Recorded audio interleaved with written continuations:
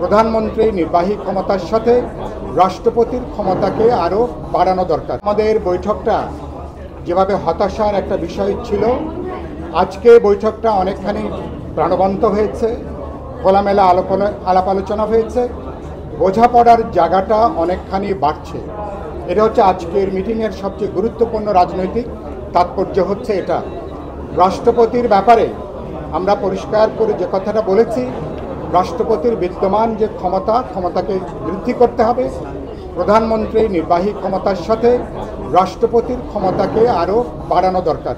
কোন কোন ক্ষেত্রে বাড়বে স্পেসিফিকভাবে কিছু প্রস্তাব এসছে, আমরা আগামী সপ্তাহে এটা আলোচনা করে এটাকে আমরা চূড়ান্ত করব। রাষ্ট্রপতি কিভাবে নির্বাচিত হবেন এ ব্যাপারটা আলোচনা হয়েছে। যদি বাইক্যামেরাল পার্লামেন্ট হয় তাহলে উচ্চ পরিষদের সদস্য এবং জাতীয় সংসদের ধরে নিচ্ছি যে 500 সদস্যরা এটাই একটা নির্বাচক মণ্ডলী হিসেবে কাজ করতে পারেন। এ ব্যাপারটা অনেকেই এ ব্যাপারে মতামত দিয়েছেন। আর একটু যদি আমরা আরেকটু বিস্তৃত করতে চাই তাহলে আমরা সকাল থেকে আমরা আলোচনা করেছি, তাহলে জেলা পরিষদ এবং সিটি কর্পোরেশনের এটাকে একটা ইউনিট ধরে তারাও এই নির্বাচক মণ্ডলীর মধ্যে ইলেকটোরাল কলেজে তারাও যুক্ত হবেন।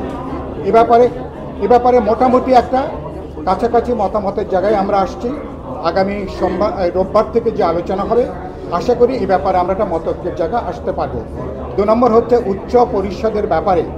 এ ব্যাপারে সবাই আমরা একমত হয়েছি। পার্লামেন্টের নিম্নকক্ষের পাশাপাশি সরকারকে জবাবদিহিতার মধ্যে আনার জন্য, চেকস অ্যান্ড ব্যালেন্সের জন্য নিম্ন পরিষদ স্বেচ্ছাচারীভাবে যাতে কোনো সিদ্ধান্ত গ্রহণ করতে না পারে, সে কারণের জন্য উচ্চ পরিষদে 100 সদস্য থাকবেন। সবাই আমরা একমত হয়েছি।